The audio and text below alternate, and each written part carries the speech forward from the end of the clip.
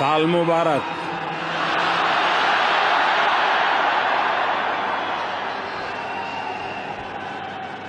भाई दूज की बहुत बहुत शुभकामनाएं।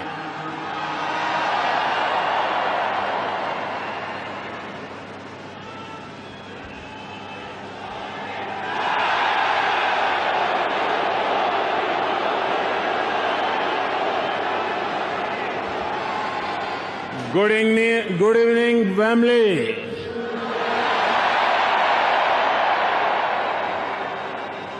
A big thank you.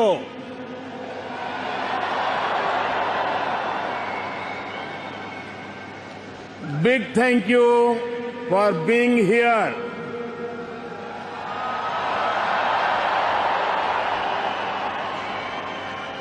This is a historic day.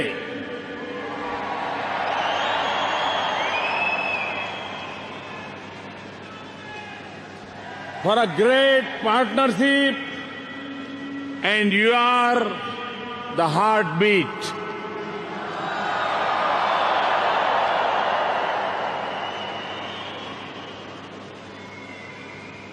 Between two great nations,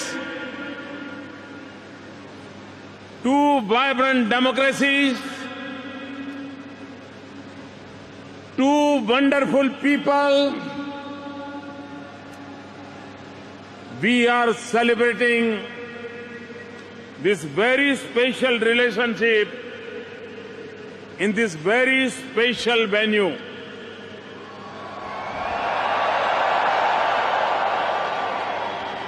With friends of India, especially Excellency Prime Minister Cameron.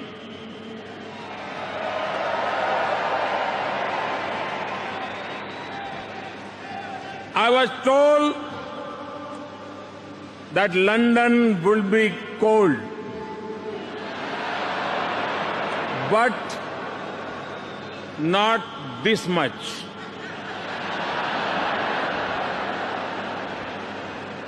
Your wonderful and warm welcome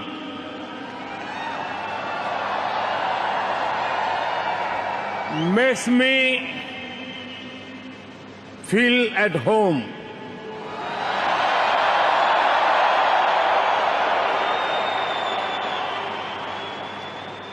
I am grateful to Prime Minister Cameron for his kind words. Thanks to everybody.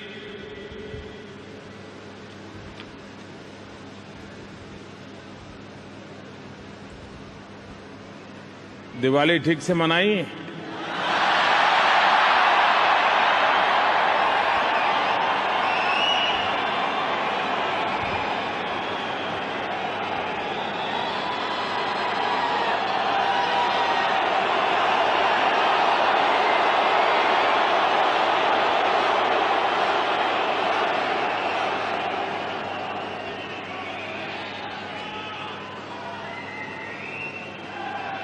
मैं करीब 12 साल के बाद आज आपके बीच आया हूं।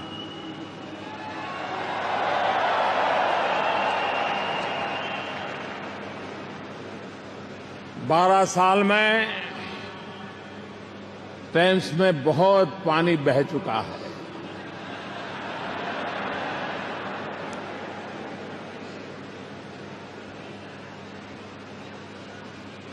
तब मैं जब आया था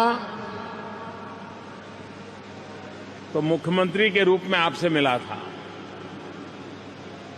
और आज जब आपके बीच में आया हूं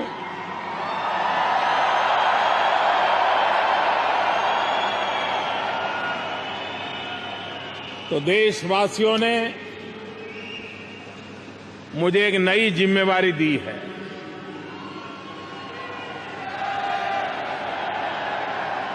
और उस नई जिम्मेवारी को पूरा करने के लिए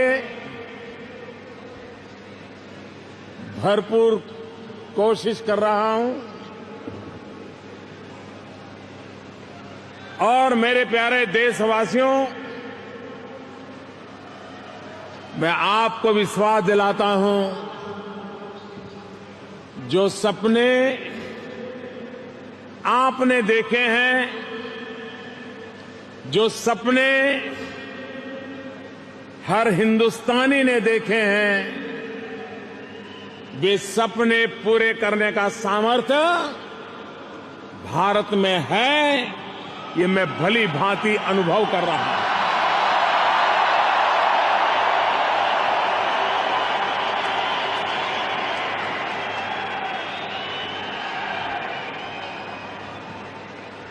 पिछले 18 महीने के अनुभव से मैं कह सकता हूं कि भारत को गरीब रहने का कोई कारण नहीं है।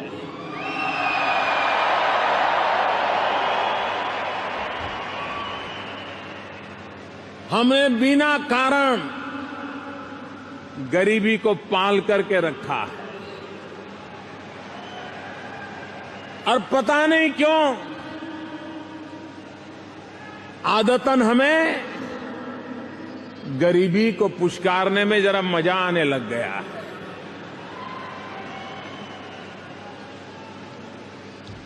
भारत सामर्थ्यवान है।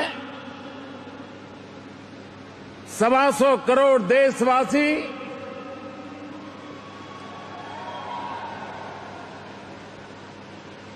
$250 करोड़ भूजाएं, और वो देश जिसमें 800 मिलियन 65% जनसंख्या 35 साल से कम उम्र की हो।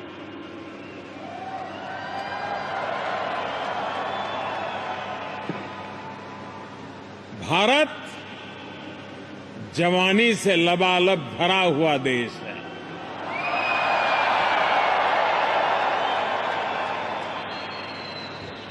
और जिस देश के पास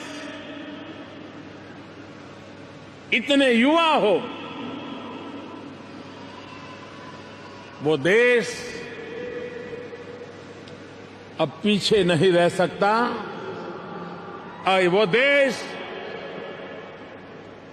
विकास की इस यात्रा में अब रुक नहीं सकता है।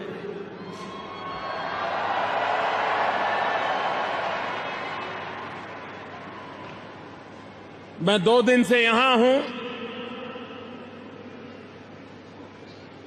यूके की सरकार ने, प्रधानमंत्री कैमरन ने जिस गर्मजोशी से स्वागत किया, सम्मान किया, उनके लिए मैं उनका हृदय से बहुत बहुत आभारी हूं।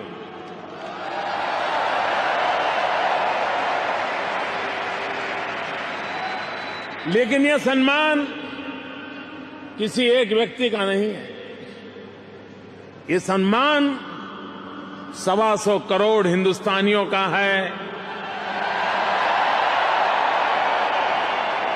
भारत की महान लोकतांत्रिक परंपराओं का है।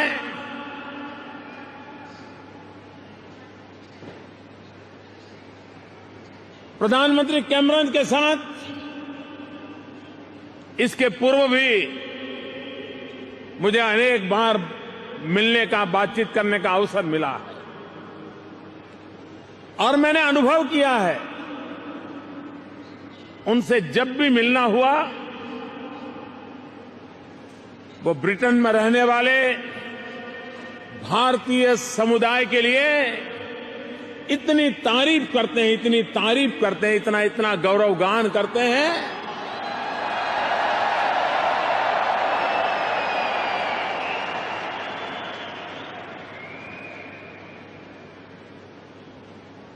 ऐसा लगता है जैसे वो यहां के भारतीय समुदाय के साथ पूरी तरह घुल मिल गए हैं।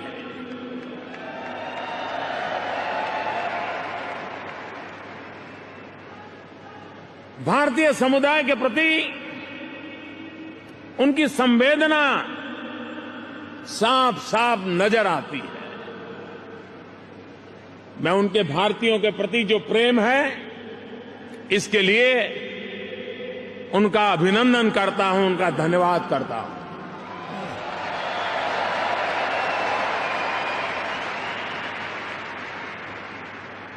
और आप लोगों का उनके साथ जो नाता है और आपके माध्यम से उन्होंने भारत को जिस रूप से जाना है, और उसके कारण भारत के प्रति भी उनके मन में वही आदर, वही लगाव हर बात में महसूस होता है।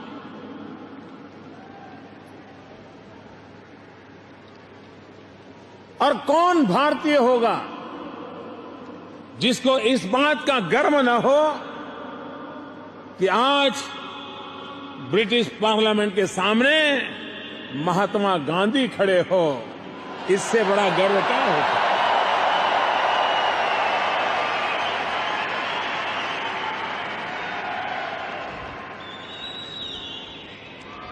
यह लंदन की धरती,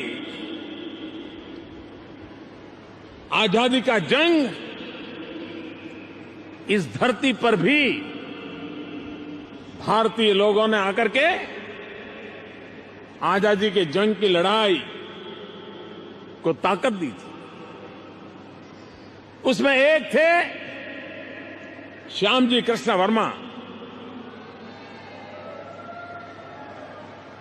1930 में उनका स्वर्गवास हो गया।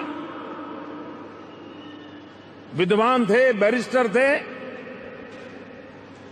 और यहां रह करके वे अंग्रेजों के खिलाफ लड़ाई लड़ते थे, भारत की आजादी के लिए लड़ाई लड़ते थे, और इसके लिए यहां के बार एसोसिएशन ने उनको निकाल दिया था। वकालत करने की उनकी सनद को रद्द कर दिया गया था। आज मैं प्रधानमंत्री कैमरन का आभारी हूं कि करीब करीब 100 साल के बाद उन्होंने घड़ी की सुई को उल्टा कर दिया।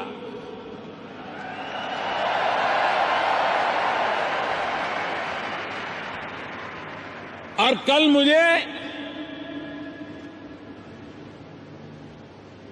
श्यामजी कृष्ण वर्मा को, जो अब तो रहे नहीं, लेकिन उनके सम्मान में उनको फिर से बार के मेंबरशिप को कंटिन्यू करने वाला कागज मुझे सौंपा।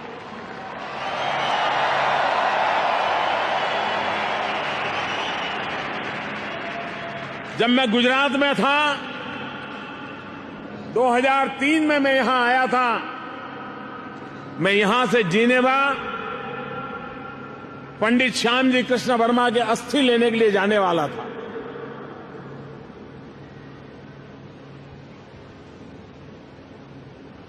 श्यामजी कृष्ण वर्मा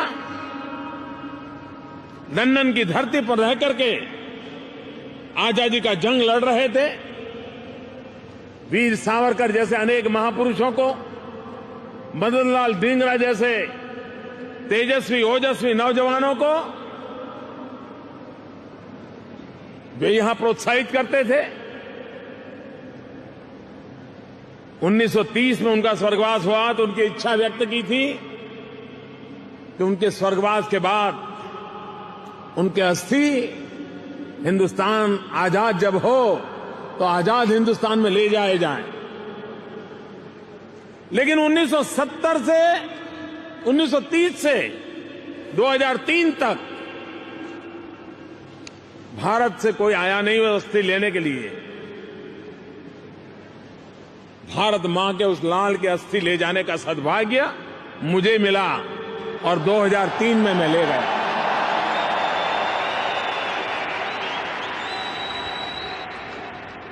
और गुजरात में कच्छ मांडवी जो उनका जन्म स्थान था, वहां एक भव्य स्मारक बनाया है। उनकी श्रीमती जी की अस्थि वहां रखे हैं। आज मुझे यहां के बार का जो स्वीकृति पत्र फिर से मिला है, वो भी मैं गुजरात सरकार को सुपुर्द करूंगा और वो भी उस म्यूजियम में रखा जाएगा। और इसलिए मैं कहता हूं कि प्रधानमंत्री कैमरन ने घड़ी की सुई को उल्टा घुमाया है। मैं उनका आभारी हूं।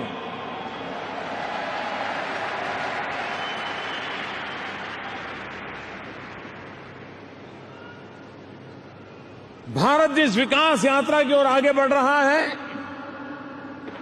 हमारा देश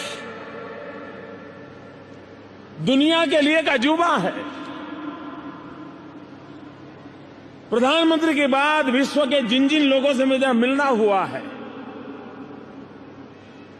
एक बात अवश्य पूछते हैं, क्योंकि हर देश किसी न किसी समस्या से जूझ रहा है और इसलिए वे कभी कभी मुझे पूछते हैं कि मोदी जी, हमारा इतना छोटा देश, ये परेशानी वो परेशानी, ये तकलीफ वो तकलीफ, ये समुदाय ऐसा करता है, वो समुदाय ऐसा करता है, वो लोग ऐसा करते हैं, अक्सर बातें करते हैं। फिर मुझे पूछते हैं कि मोदी जी ये बताइए, ये आपका 125 करोड़ का देश इतने प्यार से, इतने मिलजुल करके कैसे रहता है?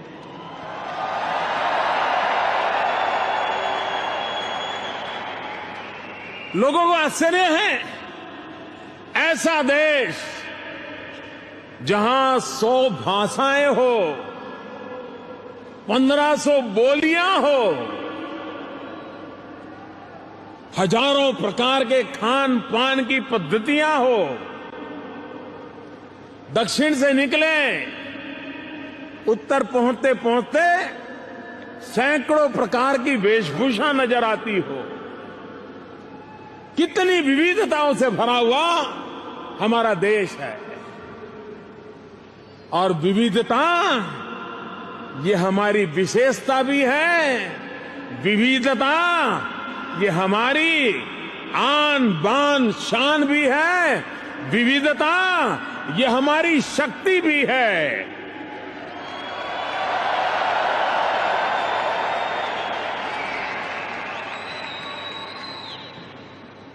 अब आप देखिए, पंजाब के हमारे सिख भाई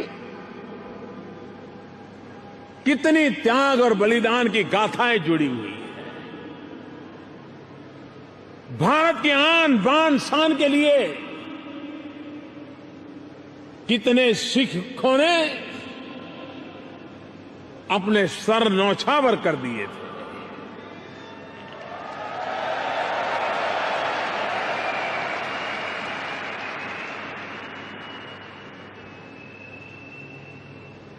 और सिख समाज की एक विशेषता रही है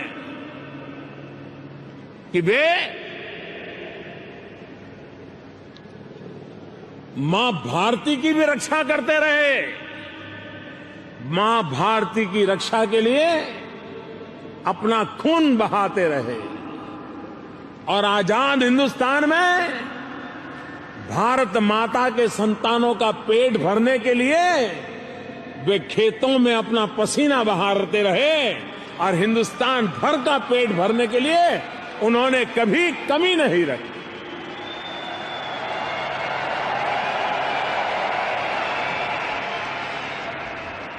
मैं जब कल यहां आया, यहां के सिख समाज के सभी वरिष्ठ लोग मुझे मिलने आए थे। बहुत प्यार से बातें हुई। हम दोनों ने मिलकर के अपने दुखों को, दर्दों को बांटा।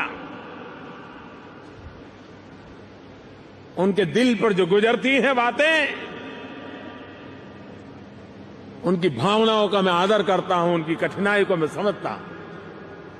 और मैंने विश्वास दिलाया है कि जिन जिन बातों को आप कह रहे हैं, मैं पूरी तरह उन चीजों में लगा हुआ हूं।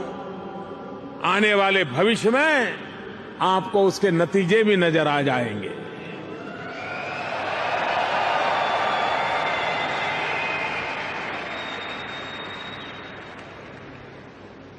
भारत की धरती पर कबीर और रहीम की बातें हम सबको प्रेरणा देती रही है।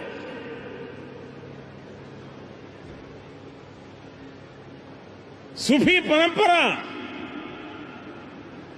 आज विश्व में जो आतंकवाद के नाम पर जो चीजें चल रही हैं, कभी मुझे लगता है अगर सूफी परंपरा बलवान हुई होती, इस्लाम में ही इस सूफी परंपरा का अगर प्रभाव बढ़ा होता और जिसने सूफी परंपरा को समझा होता, वो कभी हाथ में बंदूक लेने का विचार नहीं करता।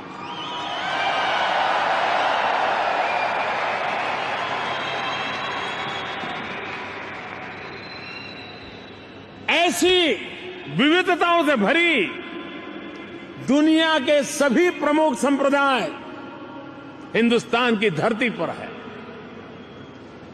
और सिर्फ कहने को नहीं, भारी मात्रा में समुदाय हैं।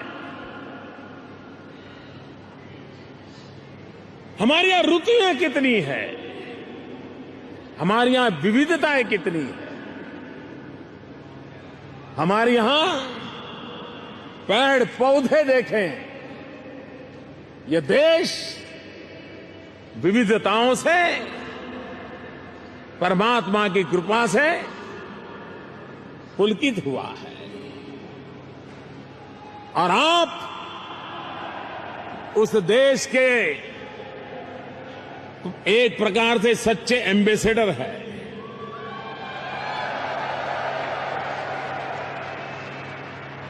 भारतीय समुदाय का व्यक्ति जहां गया, वहां सबके साथ रहने का, जीने के संस्कार लेकर के गया। विविधताओं के बीच में भी सबके साथ कैसे जिया जाता है, अपनी परंपराओं को बचाते हुए सबके साथ कैसे घुल मिल करके जिंदगी जी सकते हैं। अगल बगल में किसी को खरोच भी न आ जाए, उसके बाद भी गति तेज कर सकते हैं, लक्ष्य को प्राप्त कर सकते हैं, ऊंचाइयां और बढ़ा सकते हैं। ये आपने दिखाया।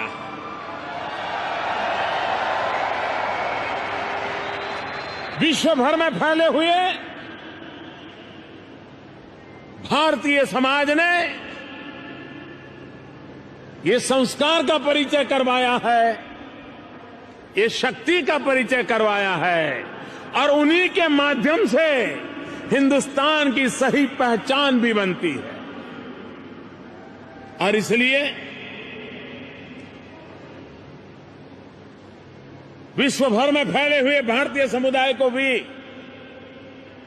इस महान परंपरा को आपके अपने व्यवहार से, अपने चरित्र से, अपने आचरण से दुनिया को आपने भारत की ताकत का परिचय करवाया है। इसलिए आप सब मेरे भाई बहन हृदय से अभिनंदन के अधिकारी हैं, बहुत बहुत बधाई के अधिकारी हैं।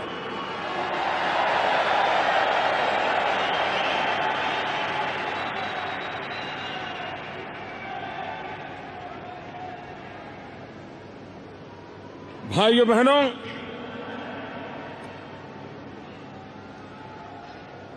आज विश्व में भारत की अपनी एक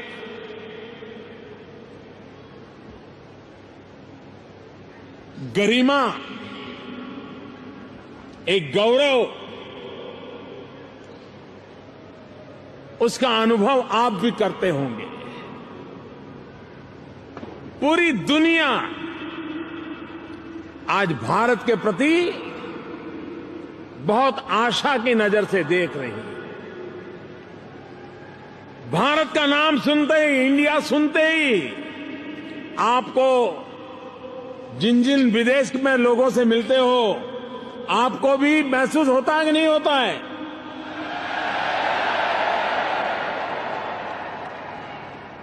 आपको भी ध्यान में आता है कि दुनिया का नजरिया बदला है। पहले लोग मिलते हैं, अब मिलते हैं तो बड़ी गर्मजोशी से मिलते हैं।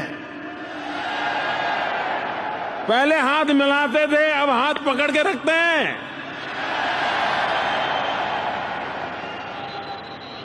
ये बदलाव जो है, ये बदलाव ही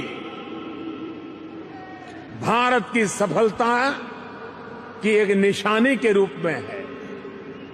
विश्व आज भारत को एक शक्ति के रूप में पहचान रहा है। विश्व आज भारत को एक संभावनाओं की भूमि के रूप में देख रहा है। और हमारी भी कोशिश है कि भारत का स्थान अब दुनिया में औरों के साथ बराबरी का होना चाहिए।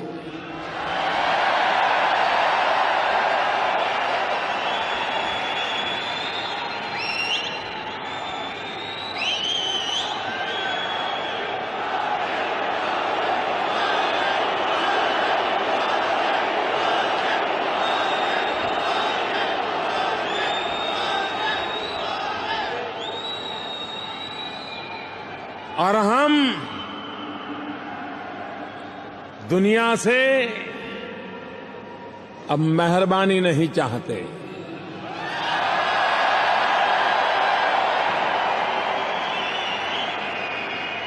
अगर हम चाहते हैं तो बराबरी चाहते हैं, बराबरी।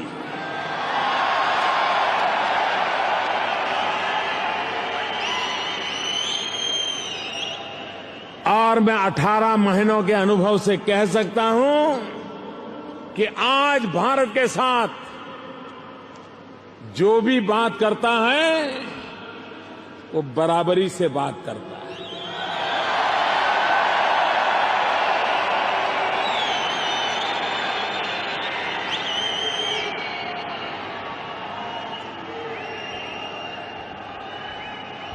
जुड़ना चाहता है तो विन विन की फॉर्मूला के साथ जुड़ना चाहता है। आगे बढ़ना चाहता है तो कदम से कदम मिला करके आगे बढ़ना चाहता है।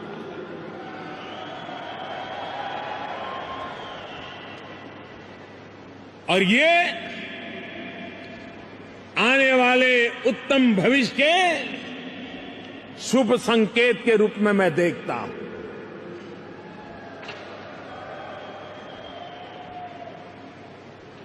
विश्व जिन समस्याओं से जूझ रहा है उसमें दो प्रमुख समस्याएं हैं। सारी दुनिया के जितने भी नेता जब भी मिलते हैं इन दो बातों की, परेशानियों की चर्चा करते ही करते हैं। एक, आतंकवाद। दूसरा, ग्लोबल वार्मिंग। आतंकवाद हो या ग्लोबल वार्मिंग हो, सारी मानव जात को बचाने की जिम्मेवारी सभी देशों की है, मानवता में विश्वास करने वाले हर नागरिक की है।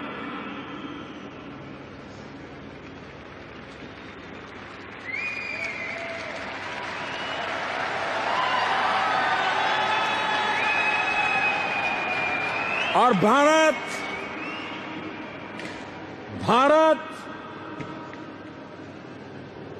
इसके लिए सही रास्ता दिखा सकता है।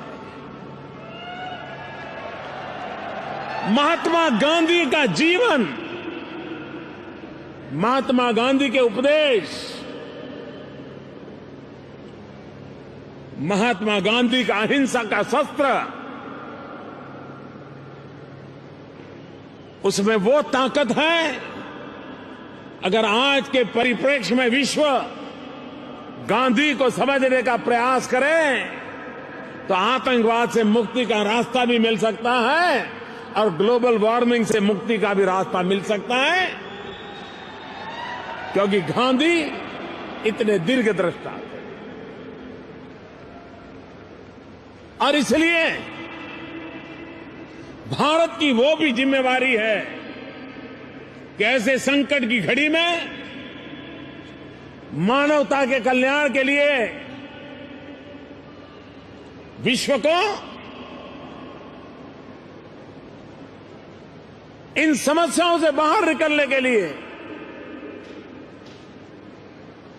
भारत अपनी भूमिका निभा रहा है और आगे भी निभाता रहेगा।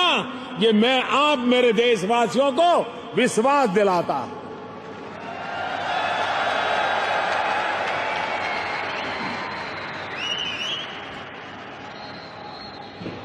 देश आज विकास की नई ऊंचाइयों की ओर तेज गति से चल रहा है।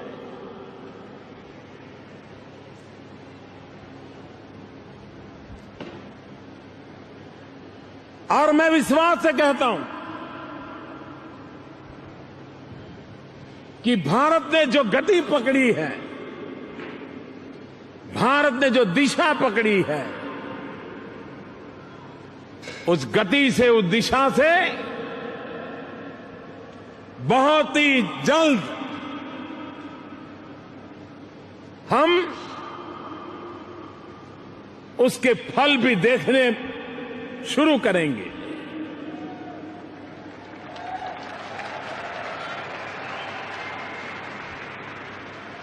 आजादी के 70 साल के बाद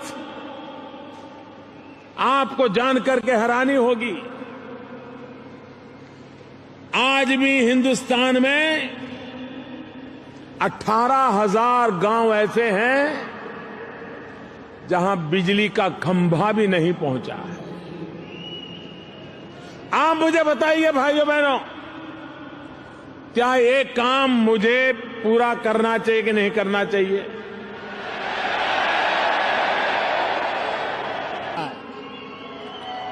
भारत में जब भी बिजली की बात आती थी, मेगावाट की बात आती थी, मेगावाट से ज्यादा हम कभी सोच ही नहीं पाते थे। पहली बार हिंदुस्तान गीगावाट पर सोचने लगा है।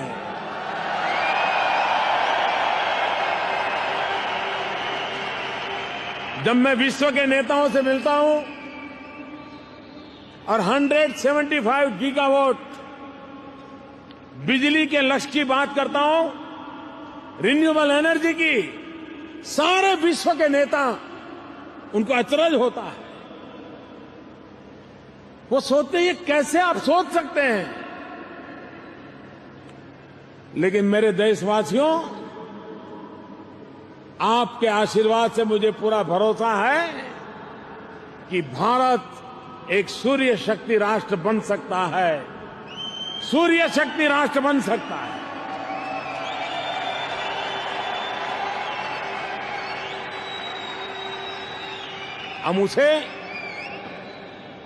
हम उसे बनाने की दिशा में, और उसके बाद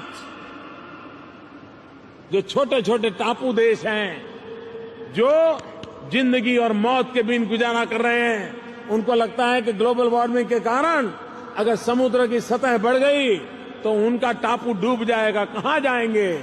ऐसे सैकड़ों टापुओं पर रहने वाले लोग, उनके जिंदगी में खुशी लाने का काम हिंदुस्तान की धरती पर हो सकता है, और उस काम को हम कर रहे हैं। दोस्तों,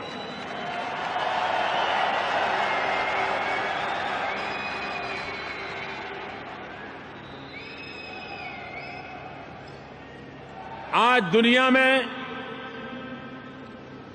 दुनिया में कोई भी इंस्टीट्यूशन होगी।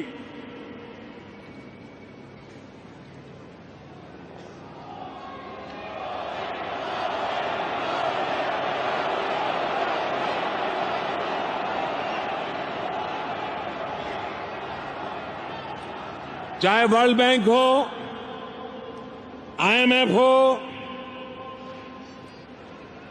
दुनिया की कोई भी रेटिंग एजेंसी हो, हर कोई एक स्वर से कहता है कि भारत विश्व के बड़े देशों की सबसे तेज गति से आगे बढ़ने वाली इकोनॉमी है।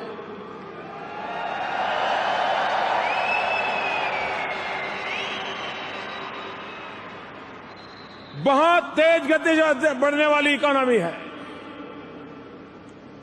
दुनिया ने एक ट्रांसपेरेंसी इंटरनेशनल इस प्रकार का रेटिंग करते हैं कि वो कौन देश है जहां भ्रष्टाचार कम है और भ्रष्टाचार कम हो रहा है। हम जानते हैं हमारे देश में ये बदनामी हमको हमारे सर पे लिखी हुई है।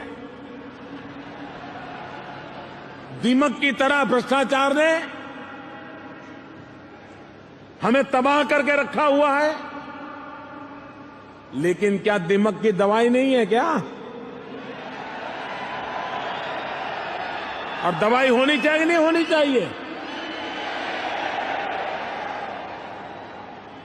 जनता का पैसे का पाई पाई का हिसाब जनता को मिलना चाहिए नहीं मिलना चाहिए? क्या किसी के घर भरने के लिए जनता का धन होता है क्या? और इसलिए भाइयों बहनों हमने कदम उठाए। उसका परिणाम यह हुआ है कि ट्रांसपेरेंसी इंटरनेशनल नाम की इंस्टीट्यूशन उसने भारत को पहले की स्थिति से 10 पॉइंट्स आगे कर करके हमारे यहां भ्रष्टाचार कम हुआ है उसको सर्टिफिकेट दे दिया है। पहली बार हम चाइना से अच्छी स्थिति में आ गए जो कभी नहीं आते थे। ईज ऑफ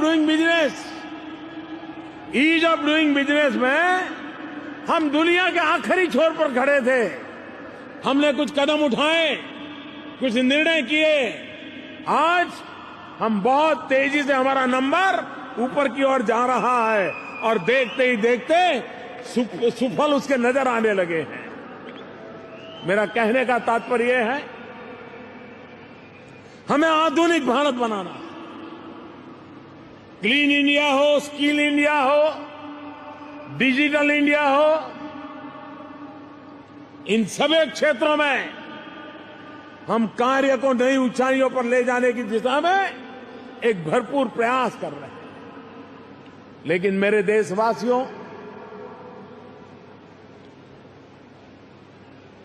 हम ये गलती कभी ना करें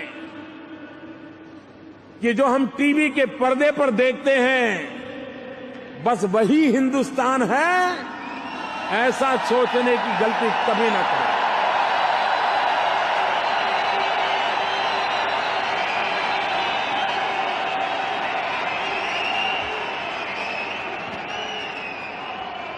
अखबार की हेडलाइन में जो है उतना ही हिंदुस्तान है ऐसा नहीं है।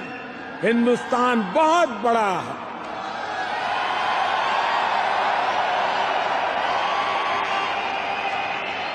टीवी के पर्दे के बाहर भी 125 करोड़ देशवासियों का हिंदुस्तान बहुत गहरा हिंदुस्तान है, बहुत ऊंचा हिंदुस्तान है, बहुत ही उत्तम हिंदुस्तान है। और इसलिए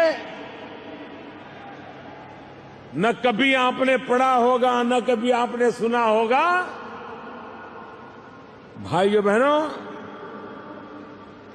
राजस्थान में अलवर करके एक जगह है, अलवर में इमरान खान नाम का एक व्यक्ति है। ये इमरान खान शिक्षा के लिए समर्पित व्यक्ति है।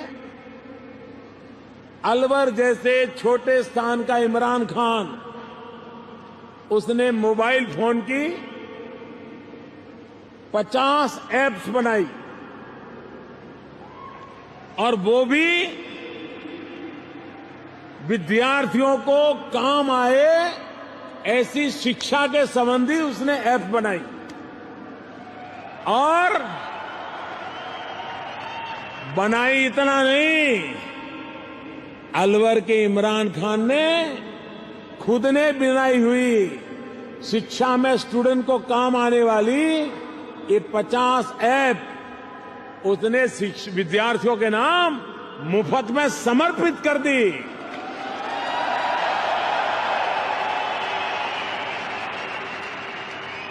मेरा हिंदुस्तान वो अलवर के इमरान खान में मेरा हिंदुस्तान है।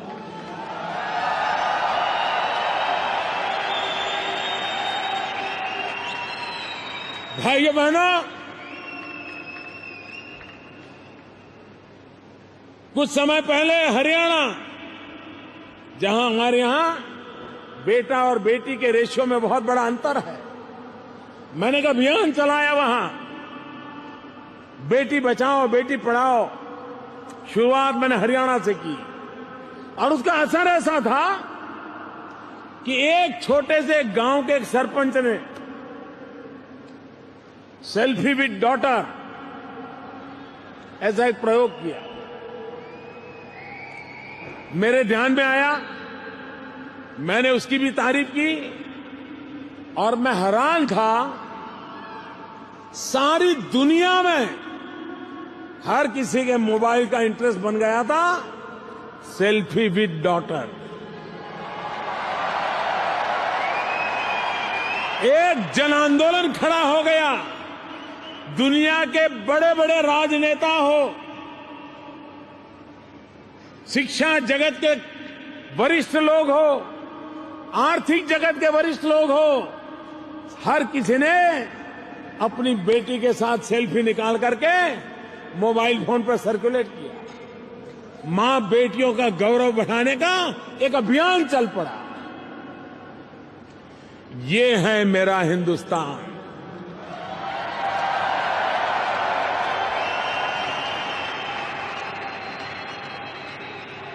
ऐसे लाखों लोग हैं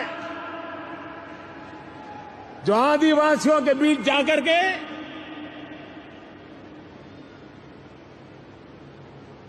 वहां के कठिनाई को भी जी करके कोई शिक्षा में लगा है, कोई लोगों को हेल्थ की चिंता कर रहा है, कोई लोगों के संस्कार की चिंता कर रहा है। दूर सुदूर गांवों में ऐसे अनेक तपस्वी लोग बैठे हैं जो जीवन में समाज सेवा का व्रत लेकर के काम कर रहे हैं। भाइयों बहनों, ऐसे कोटि कोटि जनों की तपस्या, ऐसे कोटि कोटि जनों का सामर्थ्य, यही तो है जिसके भरोसे मैं कहता हूं हिंदुस्तान बहुत आगे बढ़ने वाला है। हिंदुस्तान दुनिया में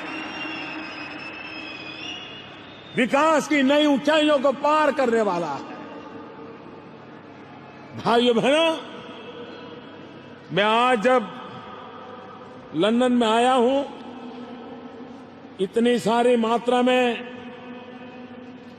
हमारे प्रवासी भारतीय भाई बहन बैठे हैं, मैं कुछ बातें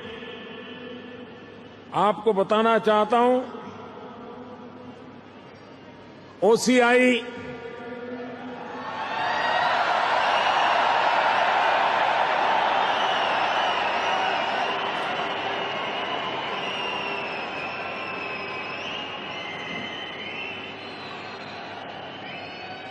ओसीआई के कारण कुछ समस्या है, ऐसा बातें मेरे ध्यान में आई है। उस प्रक्रिया को सरल बनाया जाएगा और ओसीआई की समस्या से अब आपको मुक्ति मिल जाएगी।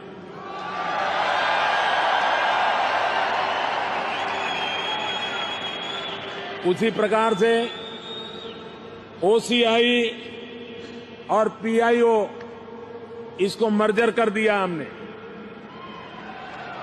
लेकिन कुछ लोगों को उसमें दिक्कत आ रही है। मैंने उसके लिए आदेश कर दिए हैं, उसको भी सरल कर दिया गया है। फिर भी आपकी कोई कठिनाइयां होगी तो उसको एड्रेस करने की व्यवस्था बन चुकी है। वीजा का प्रॉब्लम रहता था,